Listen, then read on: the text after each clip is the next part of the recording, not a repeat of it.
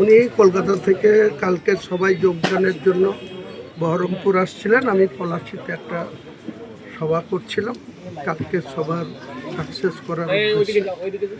কাজেই ওনার সঙ্গে পলাশিতেই দেখা হলো, তাই ওনাকে সঙ্গে নিয়ে পরিদর্শনে আসলাম। এখানে আমরা 7টার সময় একটা প্রেস বাইট দেখেছি। আগামীকালকের সভা ঐতিহাসিক একটা সভা হবে বাংলার মাটিতে, এই বেলডাঙ্গা টু রেজিনগর থানার অন্তর্গত এই বরাদিন। কারণ আমরা বিগত দিনে 22শে ডিসেম্বর ঠিক এখান থেকে আরেকটু দূরে বেলডাঙ্গার মির্জাপুরের খাগড়ুপাড়া মোড়ে আমরা 22শে ডিসেম্বর 2.5 লক্ষ মানুষের উপস্থিতিতে জনতা উন্নয়ন পার্টির উদ্বোধন করেছিলাম বা মানুষের সামনে রেখেছিলাম।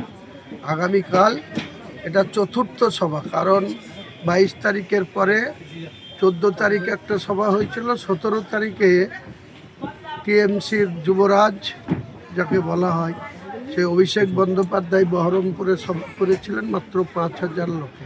আমি তার থেকে 55 কিলোমিটার দূরে সেম টাইম সেম ডে আমি 30,000 লোকের জনকল্যাণ মাঠে দমকলে সভা করে দেখিয়েছি। তাই আগামী দিনে মমতা বন্দ্যোপাধ্যায় এবং তার ভাইপো অভিষেক বন্দ্যোপাধ্যায় যাতে কাল থেকে রাত্রেবেলায় আর সাধারণভাবে না ঘুমাতে পারেন, ট্যাবলেট খেয়ে ঘুমাতে হয়, তার ব্যবস্থা করার জন্য কালকের সভা।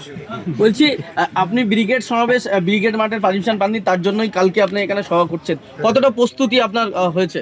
পুরো প্রস্তুতি চলছে। ইনশাল্লাহ কালকে এই সভায় রেকর্ড পরিমাণ ভিড় হবে। আমার যে টার্গেট 10 লাখ, সেটা নিশ্চয়ই টার্গেট ফুলফিল হবে। এবং বাংলার মানুষ আজকের দিনে যে আমাদের সঙ্গে থাকবে, আমাদের জোট সঙ্গী যারা যারা হবে, আগামী 15ই ফেব্রুয়ারির মধ্যে সেটা ক্লিয়ার হয়ে যাবে বাংলার মানুষের কাছে যে আমরা কাকে কাকে নিয়ে এই বাংলার অত্যাচারী, দুর্নীতিগ্রস্ত, মিথ্যাচারী সরকারটাকে বাংলার মসনদ থেকে সরাবো।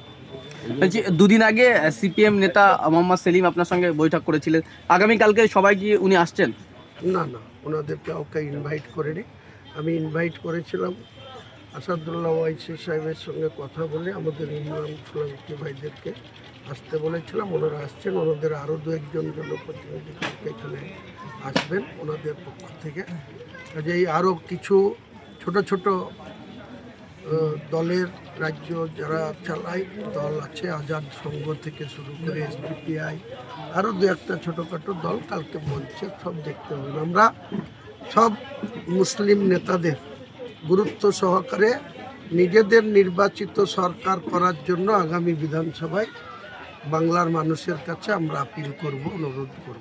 তৃণমূলের একাধিক নেতৃত্বরা তারা বলছেন যে যতই জোট করো না কেন, তৃণমূল একটা মহাসাগর, এতে কোনো কাজ হবে না, কি বলবেন? ভালো কথা, কেমন সাগর সেটা ইলেকশন আসতে দিন, সাগর কি করে নেলাতে পরিণত হয় তার ব্যবস্থা করব। কালকে কত মানুষের জমায়েত হবে? 10 লক্ষ, বললাম তো টার্গেট আছে 10 লক্ষ।